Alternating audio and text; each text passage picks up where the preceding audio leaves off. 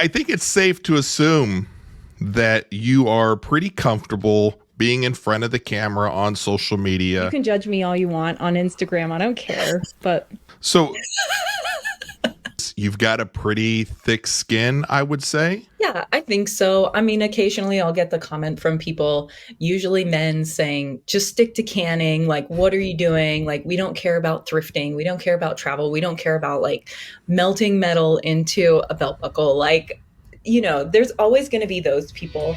And I just always respond like, we're multifaceted people. I'm not just going to talk about one thing on here. So if that's not your jam. It is the Tossing Salad Podcast. I am Brian Simatros, your host once again, and we are continuing with our series of Every Day I'm Hustling. We're talking to people that I know that have kind of a side hustle, side gig, or maybe it is their hustle.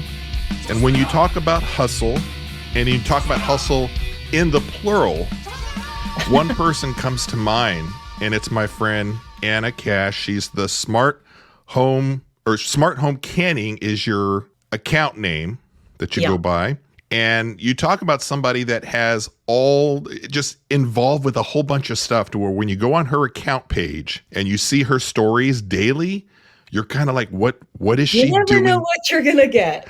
You don't know what you're going to get on your account. And is that something that you struggle with on social media, Anna, in a sense that your account is Smart Home Canning, and we're going to get into all of this here in just a second. But do you struggle with what content to put up on your account? Because you're all over the place. You say that like it's a bad thing. No.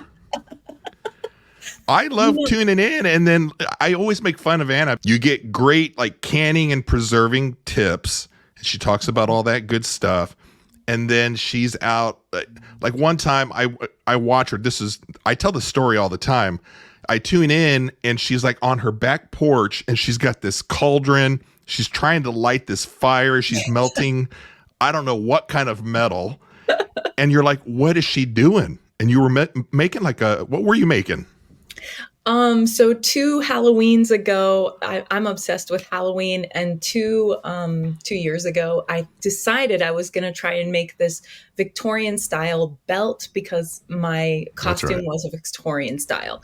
And there was this woman on Instagram who was making them, but she only had a limited amount, and they would sell out super fast. And I was like, gee, could I do this?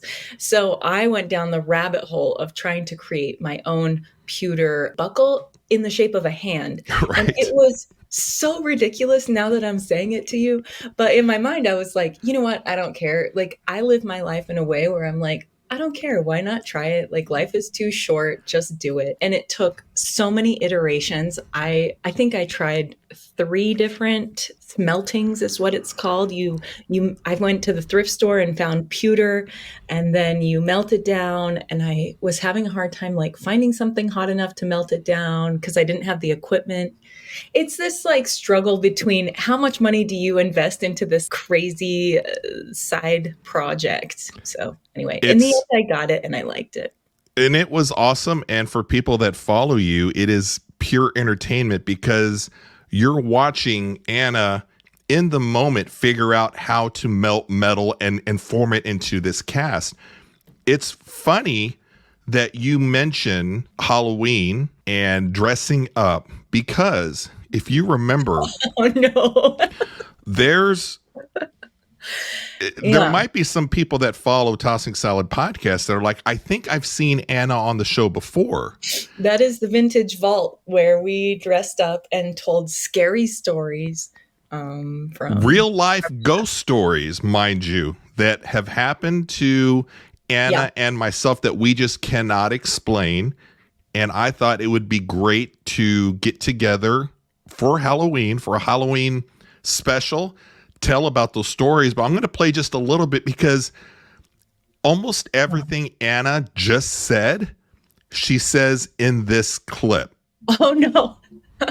But you seem to be pretty comfortable in your skin, and I don't know if that's how you've always been. And this, not that this episode here, because this is the special Tossing Salad Halloween special. you can judge me all you want on Instagram. I don't care. But So I think it's safe to assume that you are pretty comfortable being in front of the camera on social media, showing people how to do things. You've got a pretty thick skin, I would say. Yeah, I think so. I mean, occasionally I'll get the comment from people, usually men, saying, just stick to canning. Like, what are you doing? Like, we don't care about thrifting. We don't care about travel. We don't care about like melting metal into a belt buckle. Like, there's always going to be those people. And I just always respond like, we're multifaceted people. I'm not just going to talk about one thing on here. So if that's not your jam, Well, and that's yeah, and multiple things, multiple jams, multiple hustles that you're involved with.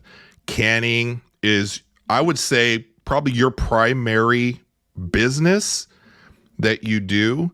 And I'm going to, just from knowing your account, and you tell me if there's any other side hustles so I can write it down and we can talk about it yeah. today that you're Okay. into. Okay. But canning's your main business. And then you have the thrifting, which I know you do that for fun. I think all of this is fun for Anna, but you have thrifting that I think you kind of flip clothing sometimes that you come across at some of the stores. Yeah, sometimes I do for sure.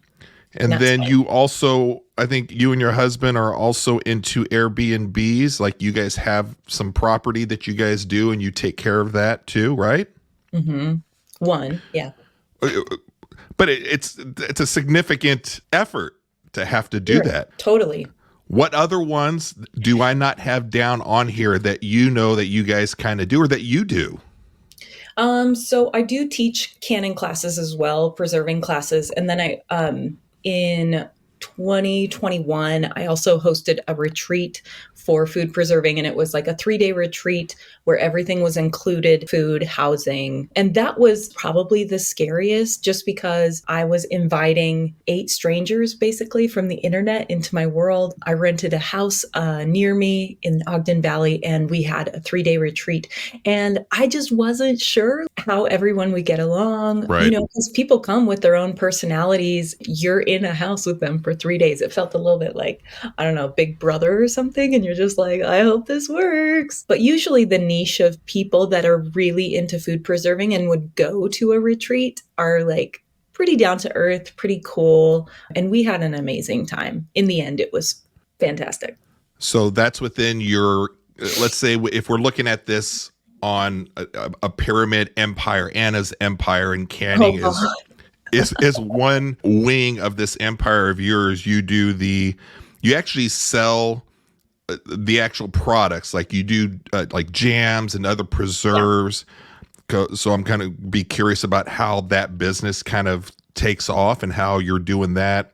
You just mentioned the courses that you sell on how to do it for people that want to learn. Like I know a lot of gardeners that I'm acquainted with that I have met online. Part of my online persona has been like a gardening account on Instagram and TikTok. And those two worlds kind of go hand in hand because when you're growing your own food, sometimes you make a little too much extra cucumbers or too many beans or something and you don't want to waste it. So you're teaching people how to can and preserve those, right?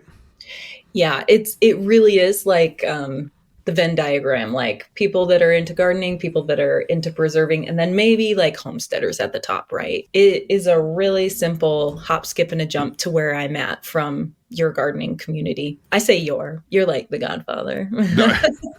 I feel like I'm a little bit on the outs on that just because I've kind of come to I think the end of a window to where I've been in it for a really long time, 10, 11 years or so when I started on social media with the gardening account.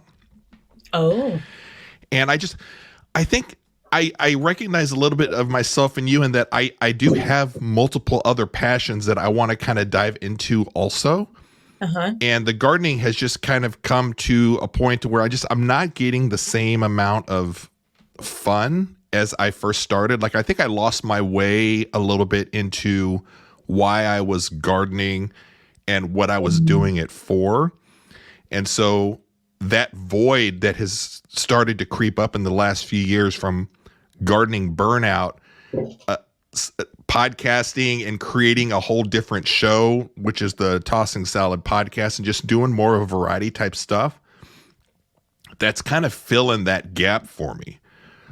Well, and you had a lot of issues with like Instagram, like being in Instagram jail, right? And trolls and stuff like that. But doesn't that come with as your account kind of grows? I mean, your account is, you have a healthy size TikTok account, you have a healthy size Instagram account.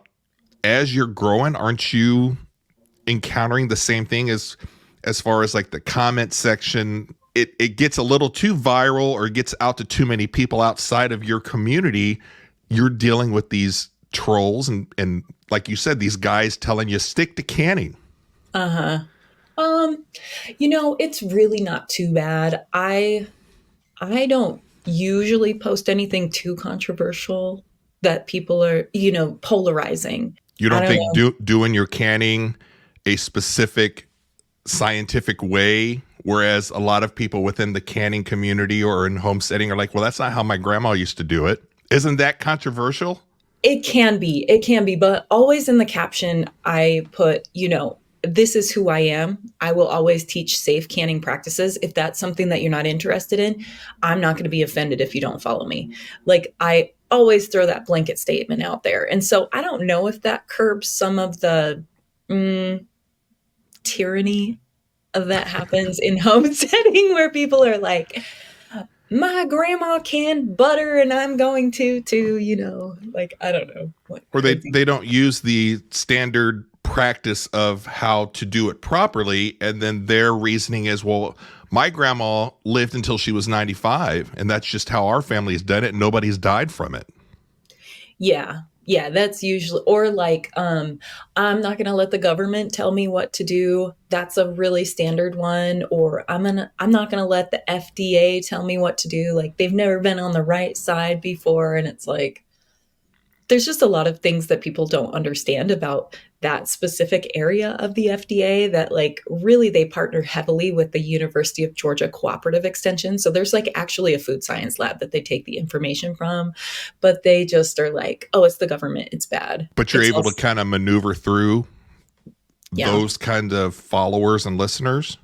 Yeah, or they just don't follow, and that's fine. I'd rather have less followers that are like better follower. That sounds terrible, but like, I would have people that are really on board with what I've got going on than like the casual viewer, Now, was the canning more of just a passion for you initially, and then at some point you decided, I'm pretty good at this, can I turn this into a business or something? Like, what was the jumping off point to where you went from just casually doing it yourself to where you're hosting these retreats, you're selling your online courses?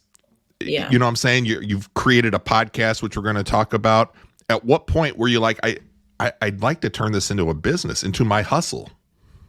I think that's just my brain work. The way my brain works is like, anything that I get hyper fixated on, I'm like, everyone needs to know this. This is so exciting. And I also saw that there was a gap, right? There was the older generation that was like really into canning and preserving.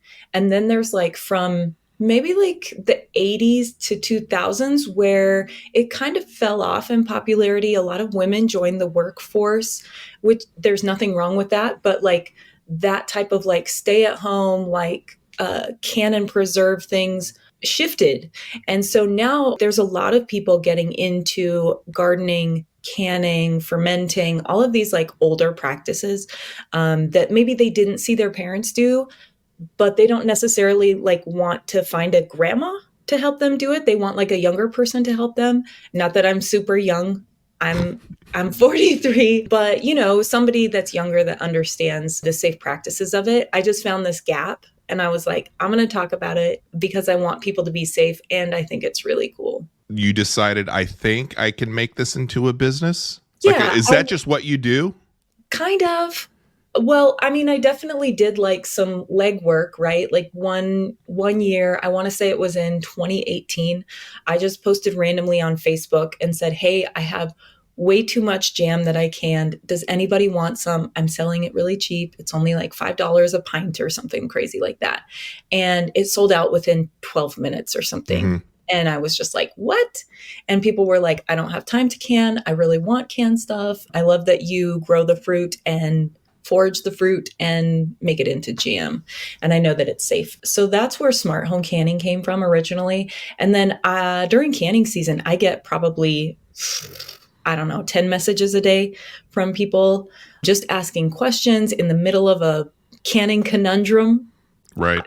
I'm going to coin that term, but like people just in the thick of it. Oh my gosh, I need help. I do a lot of troubleshooting that way. And then I also, I don't know. Yeah, I guess I look at something and I'm like, that could be a business.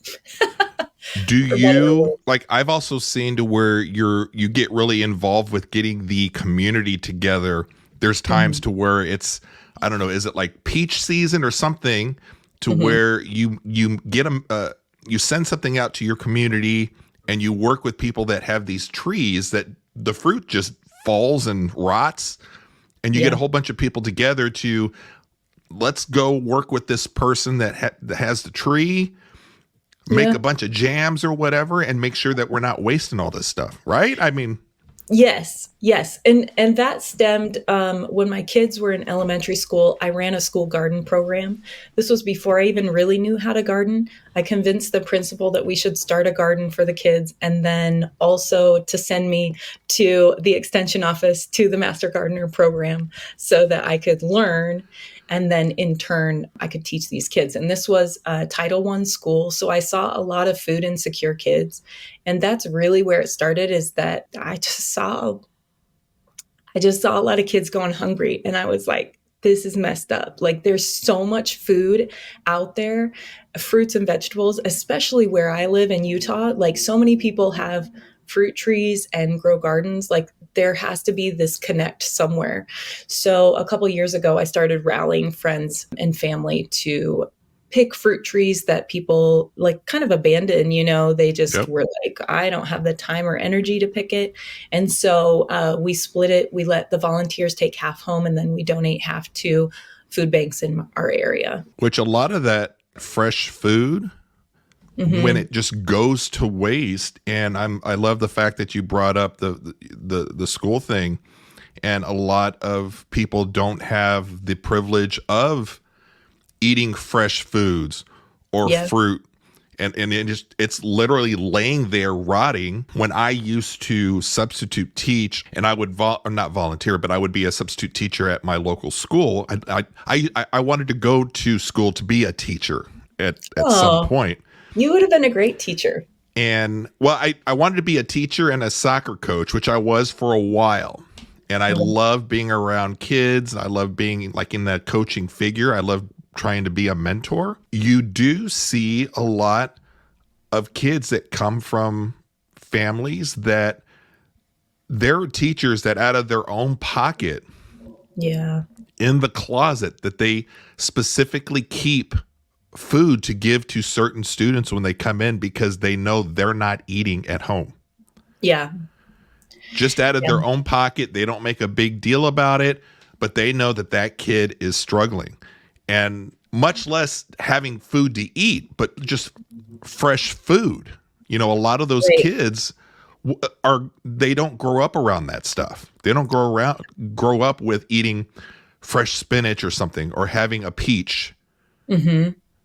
Yeah, and a lot of the food banks have to have shelf stable items so that they can last longer. Yeah. So it really is a treat when I bring in, 300 pounds of cherries or apricots or whatever. They're just like, oh, this will go so fast. People love it. I think it's really cool. And the reason that I talk about it a lot on social media is anybody can do it. I think people get nervous. Oh, I'm going to have to talk to my neighbor, or what Mhm. if they say no, or like, who cares? For me, it's worth it to try and get food to people that need it. I don't know. I'd rather spend an hour of my Saturday doing that than just about anything. And that's part of the variety of content I know that I'm interested. When I go to see what Anna's up to for the day, and it, you see her stories pop up or whatever. We kind of kid about it's a roulette wheel of what are you going to see Anna involved with, which is it's entertaining and you're interested, and then you do see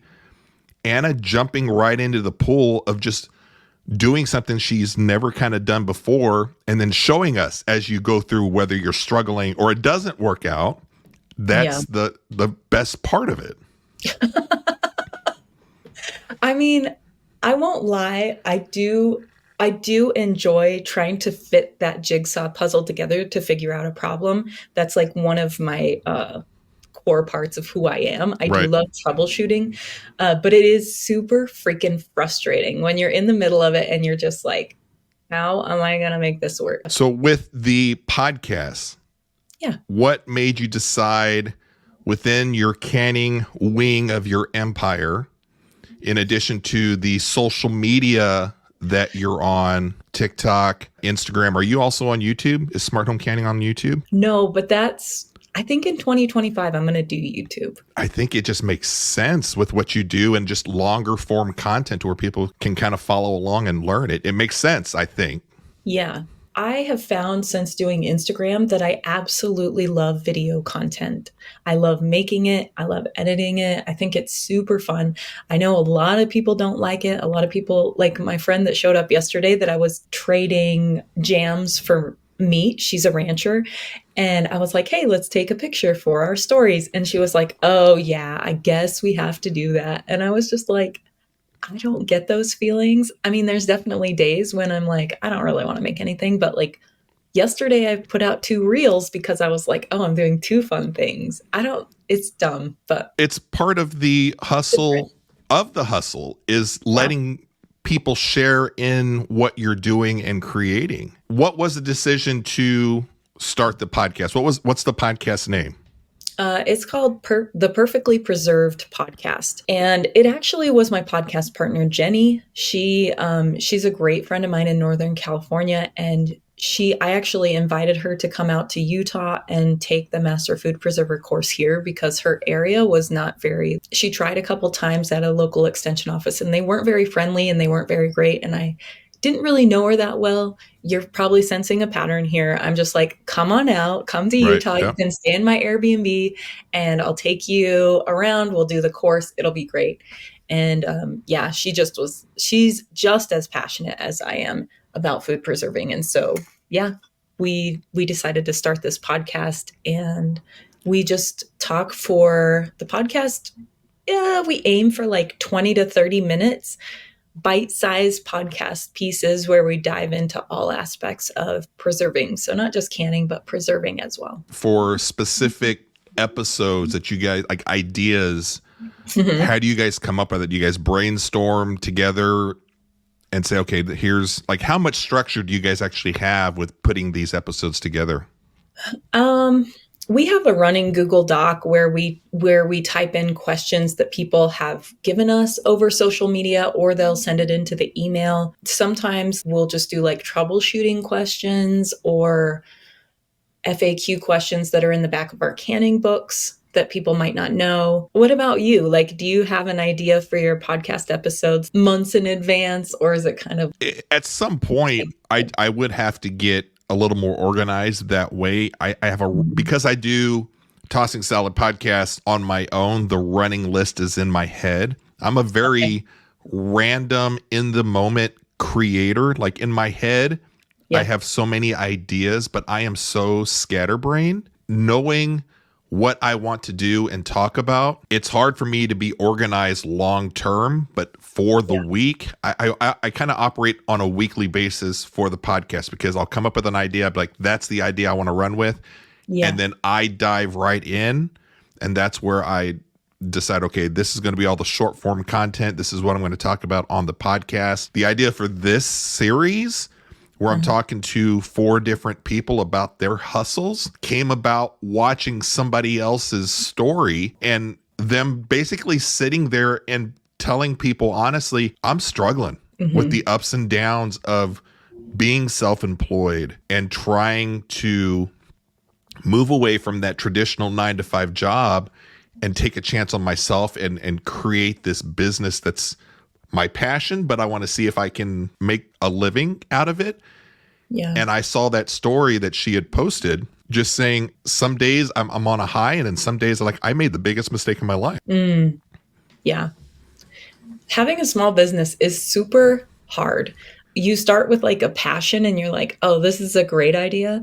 And then you have to learn things, QuickBooks and Sheets and accounting and things that are not glamorous, not fun. And I personally, I don't know about you, Brian, but I don't have a business background. And so I'm always having to Google things or ask other small business owners, like, what are you doing for this? Or what accountant do you use? And it just makes my head swim. It's like the worst. Is that the part though that makes you feel like, yeah, this isn't worth it? The business side of these hustles and passions? I don't know. I mean, I just look at it as a problem that I have to solve again. Well, like, let's say if we're talking the podcast, people are like, oh, all you have to do is turn on the microphone. If you have a video podcast, you have the video, just record what you're doing. But the problem is there's a whole bunch of other stuff that you have to consider that's on the business side of things with just a podcast. Like you said that you enjoy editing and everything like that. I don't know if you edit your podcasts or what you do there. No, we have an editor and it's expensive. So there's cost associated with this. Absolutely. Venture. So then it's like, oh, do we need to monetize the podcast? Because like both of us are paying a certain amount each month and like it's not a small chunk of change. Like how do we monetize? How do we get people to pay for episodes? I don't know. Are you to that point, Brian, like in either of your podcasts? Daily, I have the struggle of sustainability. Can I sustain what I'm doing and still, one, enjoy it, and two, how much time of mine is going to have to be devoted to putting stuff out, whether it's on Tossing Salad Podcast, whether it's on my other podcast that I do with my buddy Greg, which is Iller and Filthier. There's a lot of time. Much less the money. There's a money cost association with that, but there's also time. And so I pretty much do it all just because I don't have the money to invest. And if I want the podcast to go on, I have to find ways to either learn how to edit and edit better or find ways to monetize where I can sustain doing that in addition to all the other things that I do. Like right now for your podcast, go ahead. No, I was going to say like in my mind, I'm thinking like, is it like 3 to 4 hours to edit a video? Or like, how long does it take to edit your podcast videos? It all depends on how much of what I envision and I want out of it, how much time do I want to spend to do it. It could take as little as 30 minutes to an hour if I want to just throw on one window and very basic edits, like throw in some music, a beginning and an end. Or do I want to have it to where the video switches between the two of us and I go in and I edit out the and the pops and all the things that kind of annoy me personally? It could take 5 hours. Wow. And so that's where you're like, I think what you said is you're paying somebody to edit your podcast. Yeah, Jenny and I both were like, okay, like, do we have the bandwidth or the time or the background, educational knowledge to do it? And we both were like, no, no. But it takes away from creating other things. It does. But every month I have to figure out, okay, like, how am I going to pay for my podcast edit? You know, it's not like a crazy amount. It's like $200 a month, but it's just like an additional bill. And I'm just like, how am I going to work this out? So I have to imagine you and Jenny have had the conversation of, okay, well, can we monetize this to the point to where we can sustain the podcast? And because at some point, is doing the podcast worth spending, what'd you say, $200 a month? Yeah, $2,400 a year. I That has to know. come from somewhere. I know. So this is what we did in January, and I want to say a little bit of last year is that we sent out tons of emails to companies that were associated with food preserving, right? So Ball Canning and Presto and Redmond Real Salt and, all kinds of things. And we're getting a decent amount of downloads every week. And Hmm. so luckily that data is there. And I think eventually people will come around. Do you step out of your lane and find different supporters for our podcast that don't have to do with food preserving? I'm sure plenty of people do that, and it's fine. It's just like we wanted to start there and it kind of crickets. So I don't Yeah, I know. guess you can have either your listeners kind of tip or pay for the podcast a little bit to help you offset that, Yeah. or you can, I guess, monetize to the point on certain platforms, like by views or listens, you get paid by that platform. And Yeah. then kind of, I think what you were mentioning a little bit with like potential sponsorships. There could be companies that'll Right. come in and sponsor the show or the episode and help you offset some of those costs. But the costs are real. And Yeah. that's one of those things to where I know I can't put forth a fraction of what you guys pay for your podcast. And I can't imagine if do you guys have an audio or a video podcast? So we just have audio. Unfortunately, Jenny lives in an area with terrible service. She lives kind of in the boonies in Northern California. And so even when we do our audio podcast, she has to turn on low data mode on her side. So yeah, it's not the best. So within your canning part of the Anna Empire, we have the podcast, we have your retreats that we talked about, which quick So I question just on the did the retreat. one. You did the one. You only do the one because you determined that you don't want to do it anymore? It's too hard? You don't make enough money? You lost money? I didn't lose money. I definitely made money. The thing that's hard is that because it is such a large amount of money, it's like $1,200 a person. I feel like it's a large amount of money. Some people don't, whatever. That you have to market almost triple what you do for other products. I could talk about a jam that I make that's only $10 and people are like, sure, no big deal, $10. Mhm. But like for something like the retreat, I have to talk about it 3 times more all the time. And I was finding that inside I was like, oh my gosh, am I bugging people talking about this retreat so much? And so I did try to have a retreat in 2022. Yeah, the next year, and only one person signed up. And I need to have at least 10 people sign up for it to be Right. profitable for me and to be the amount of work that it takes.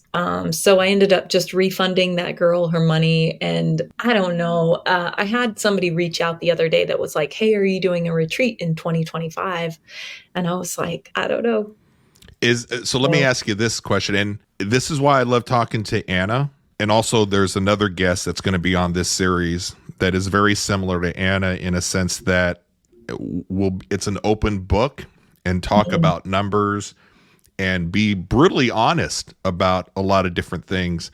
Because when you watch social media and you see people talking about the hustle game or whatever you want to call it, Sure. and it's a lot of smoke and mirrors, and you just don't quite know what's Right. going on, and everything is just almost too perfect, and Yeah. they're making so much money, and everything just looks.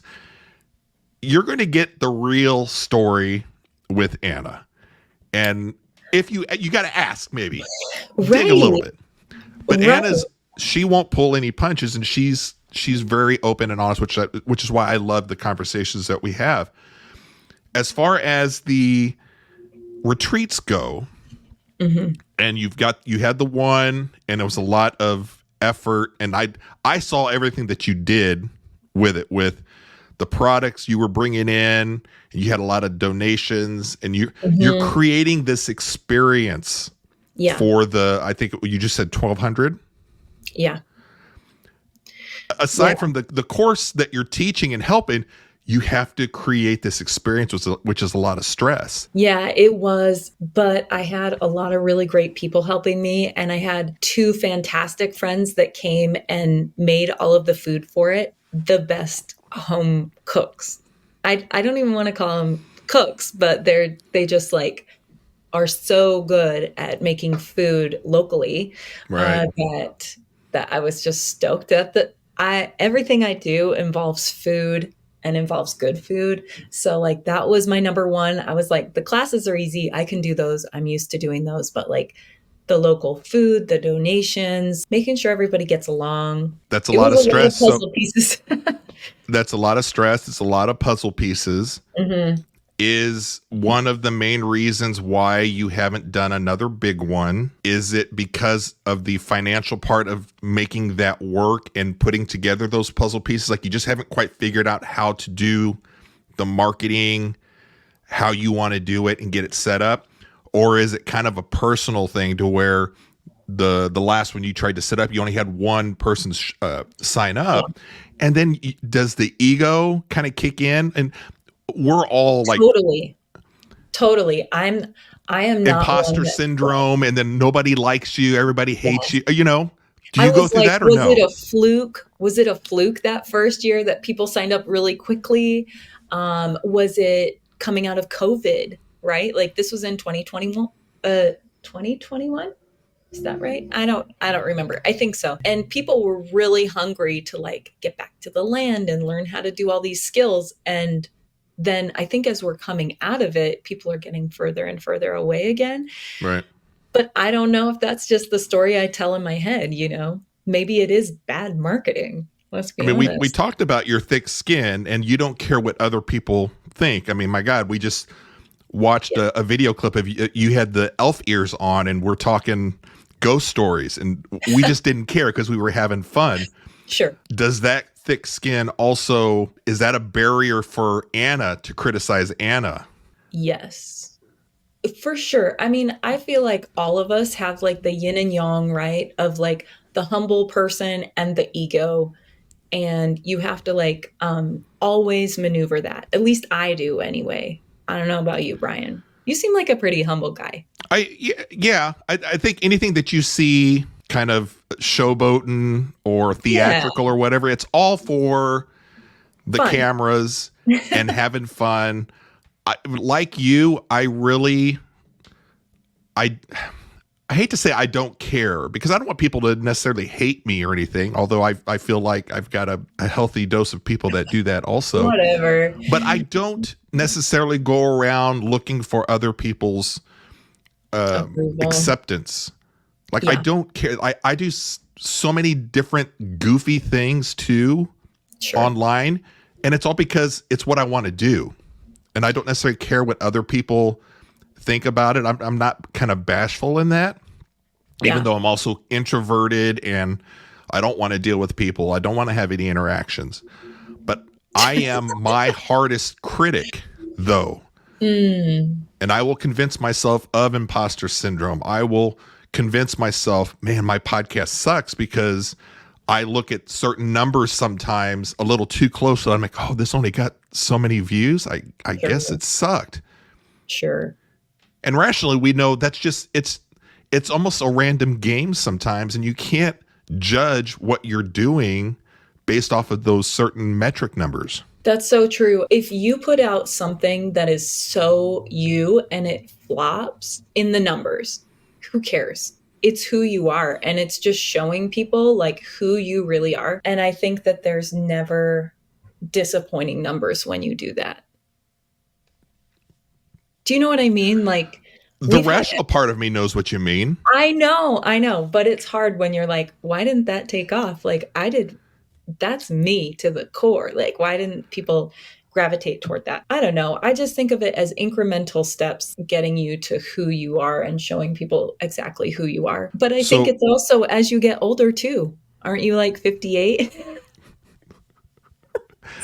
uh, when you mentioned you were like, oh, I'm in my early 40s early on in the podcast, I was like, oh, Oh, if she's only she taking had somebody say that she looked like she was 50. She's referencing my tax person and the lady that was working in there, and they were like, well, how old are you? And I had just said, well, before I tell you, how old do you think I am? Because I'm not even 50 yet. Yeah.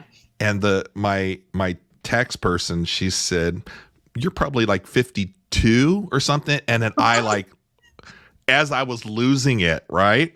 Again, does it bother me? No, but 52. I'm not even 50 yet. The other girl that was sitting there, she's like 58. And I went from looking at my tax person like 58. I was like, what are you looking at? There is nothing 58 here.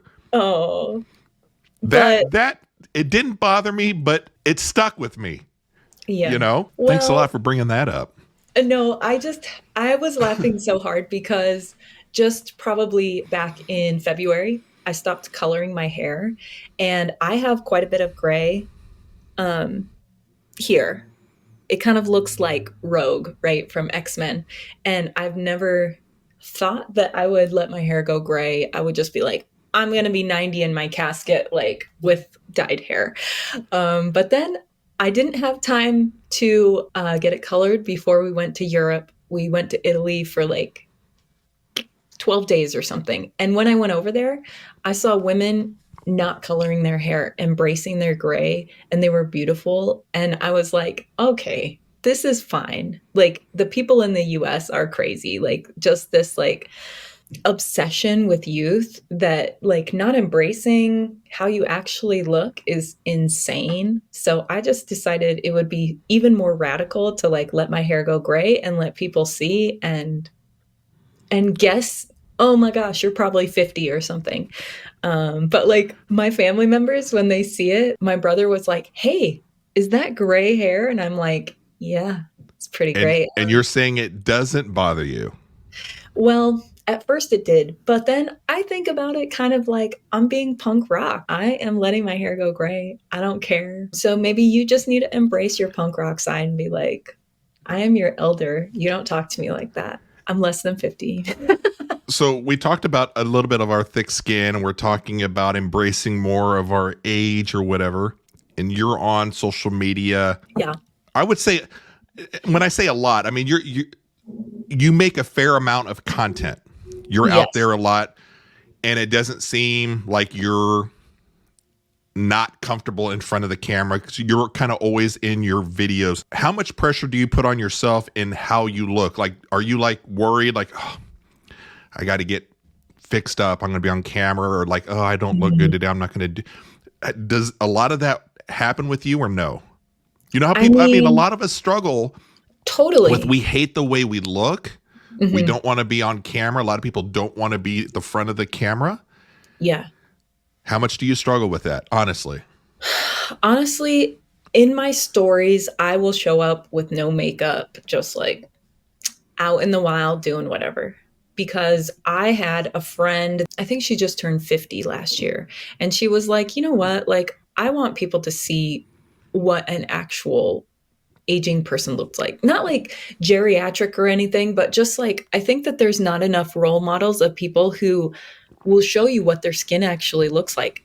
As a woman, I don't know about men. I don't think that men It's a little different, but I think a lot of guys struggled too.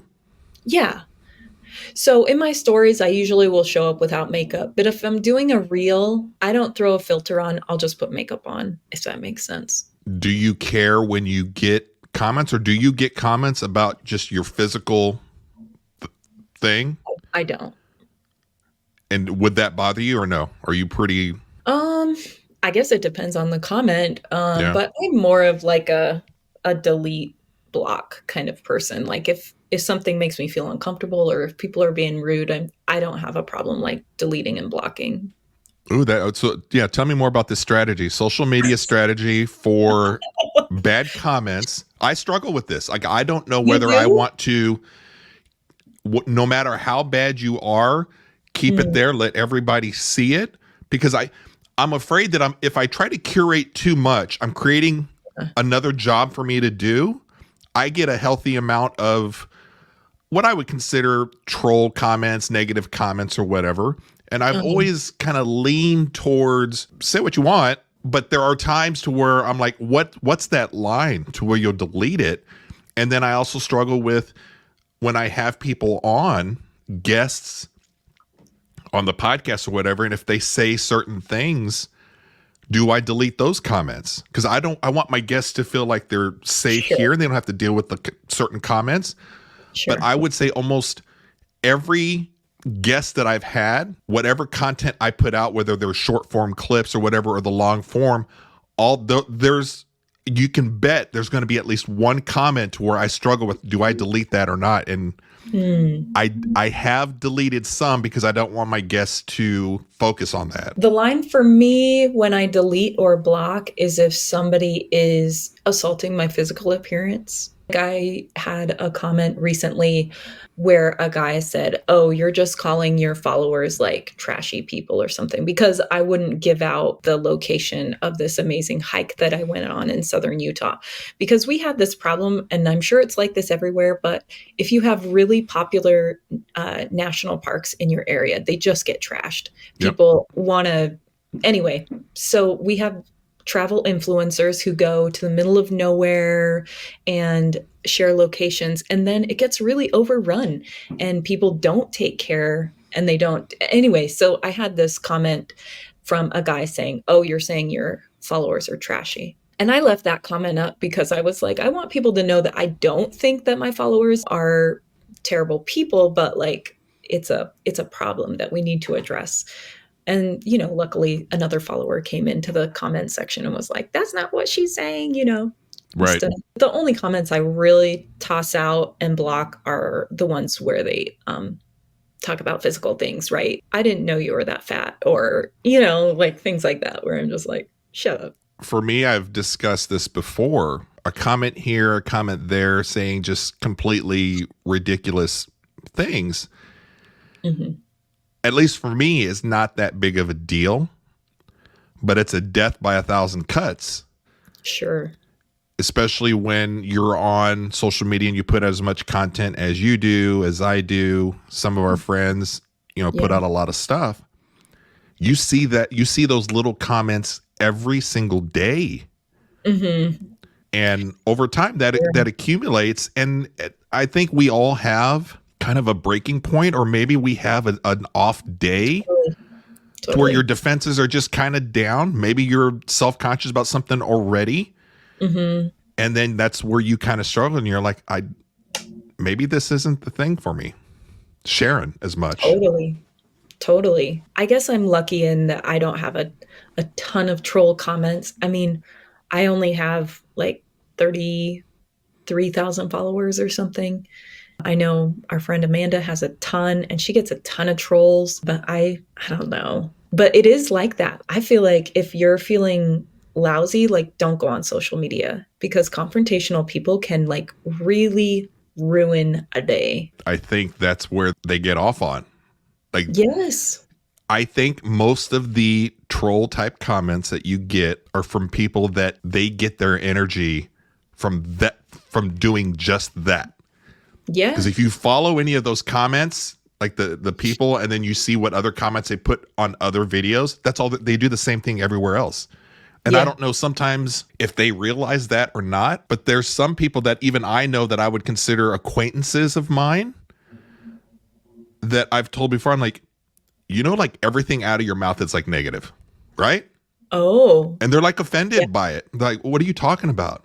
I'm like, every like conversation that we're in, you throw out something just negative. You don't hear that or notice, and they get there. What are you talking about? Yeah. So sometimes they just don't know. But I do think there's a lot of people out there that they derive their power from being negative and having some effect in life. I think their problem is, I have no background in this. I'm just making this up in my head. But I think that they live a life to where they don't affect anything. And they feel kind of weak, and where they get their power is online in the safety of their computer or their phone, and leaving comments knowing that they affected somebody. And it doesn't matter whether it's positive or negative, but they could affect somebody's life. I think they like that. Totally. And the thing that I always try to remember is that those people usually aren't putting out content. They're not putting themselves out there. They're just sitting in the cheap seats, throwing peanuts. You can be mad about something, but like, I don't know. Yeah, I don't know. cheap seats, mouth Well, I get it. breathers. We talked about your canning stuff. We talked about a little bit about the Airbnb. I'm curious, with a little bit of the time that we have left, Yeah. I think another big thing that you do is thrifting, which one hand, it's just fun for you. I think you enjoy going to the different stores in and around your area, finding very unique pieces. There's times to where, let's just say with clothing, although I know you venture outside of just clothing, Sure. but clothing's a big thing for Anna because you tune in and she's found something to where she looks like a medieval princess of sorts. And then the next Yeah. time she looks like somebody on Little House on the Prairie. And then You never know. you just never know. It's just always for fashion sense. It's kind of cool following Anna because she's into all this stuff. Thrifting, do you find that that's something is that a hustle also of yours? So I started thrifting when I was young and going to yard sales because I don't know if you know this, Brian, but I have 9 siblings. My parents, they were like, when you turn 12, you have to buy your own clothes. And so like any babysitting money I got, I would save up and then go to the store right before Right. school, right? And I just found that my money went further at a thrift store. My mom is really into thrifting. Honestly, out of my 9 siblings, I'm the only one that likes it. How weird is that? Everybody else like went the opposite direction. They're like, we only shop department stores now, you know? And is that just because when you're from a bigger family, a lot of your stuff are hand-me-downs anyways, and so you Sure. try to turn your back on that because you're like, once I start making my money, I want all new stuff Nothing just to for do me. with that. Nothing to do with that. But one of my core values really is trying to be unique, which is dumb. I mean, it's fun, but like it sometimes gets me in trouble because I'm like, I would never wear that because it's like from Gap or something. I don't know. Something dumb like that. But thrifting, I really like anyway. So if I find something that I'm like, oh, I could definitely like flip that, then I'll do it. But I don't do it a lot, mostly because in years past, you just start to accumulate a lot of stuff. And if you're not listing and selling, it Right. can quickly cross the line into hoarding. And then you're just, okay, you really have to rein yourself in. At least I do anyway. Maybe that's like an obsessive thing that I might get into. So I have to But be. I've seen you do it with like shoes and Mhm. just different timepieces Yeah.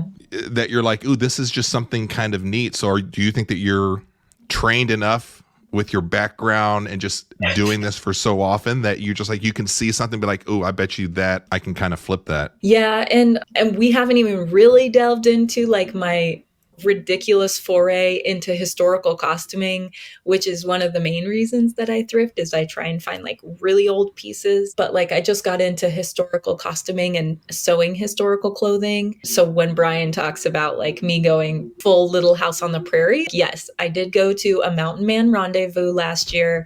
They're really popular here in the West. It was super fun, pretty weird. It's like adults and families LARPing 1840. So, Now, when you're saying LARPing, you're saying something like you expect us to know what that is. Oh, okay. So for those that don't know, a LARP is like a live action role play where you pretend like you're in an era. So like at the Mountain Man Rendezvous, they'll have tomahawk throwing, or the women will throw cast iron skillets. The one who lands closest to their husband out in the field, like wins a prize, Dutch oven cooking. Anyway, I joke around, like LARPing is mostly like D&D and medieval things like that. But Sure. really like a Mountain Man Rendezvous is LARPing. Sorry to burst anyone's bubble. Y'all are pretending. But I've seen you showcase different kind of patterns that you've gotten into, and I think even within the last few years, you took up like sewing, like creating these dresses and stuff from certain periods. When you make these, are you using them and then selling them, or are you making them to sell them? No. Could you do that? I mean, don't threaten me with a good time, Brian. I think it would be fun.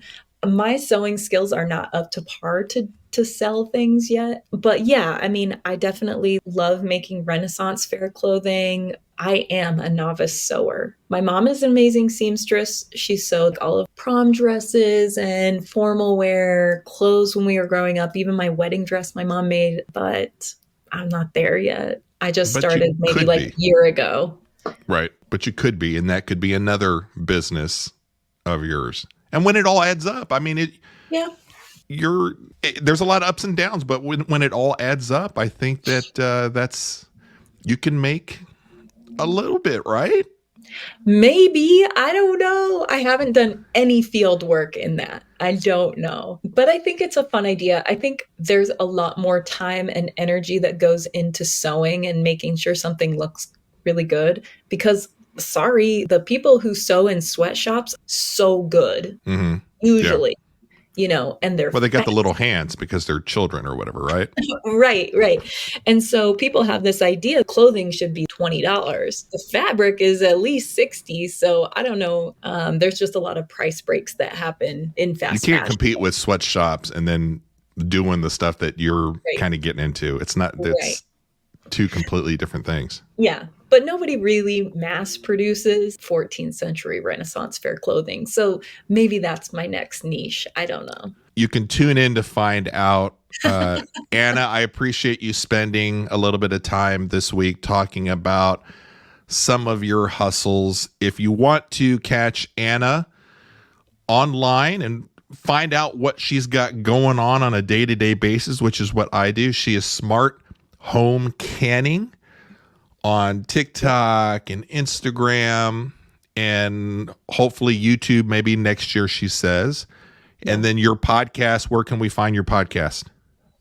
Anywhere you get podcast, it's called the Perfectly Preserved Podcast. I listen to mine on Apple, but you can tune into like Spotify or Buzzsprout, any of those. And is that weekly, monthly? How often? It's weekly. Yep. Last year we put out, I want to say 72 episodes. Wow. Or I think we're up to like 75 episodes now. So there's tons of backlog information before preserving season starts. Just get in there, start learning stuff. They're little bite-sized episodes. So hopefully they're easy to digest. And do you like people asking you questions and DMing you? Like I'm like, don't DM me, don't ask me questions. It depends. 1 or 2 questions, sure. But like step me through creating this dress. Yeah, like, or like show me all of the processes of preserving peaches. I'm just like, let me send you a link and you can either buy my course or look for it yourself on Google.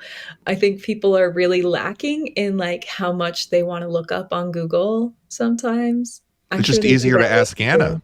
It's just easier to ask you about gardening and deer and fox prevention or something. They can just go to Anna and say, hey, help me do this, which is what I did. I think last year I was like, Anna, help me do some pickles. And we did like pickles together on a live, which And actually that was fun. It turned out to be fantastic pickles, by the way. Oh, good.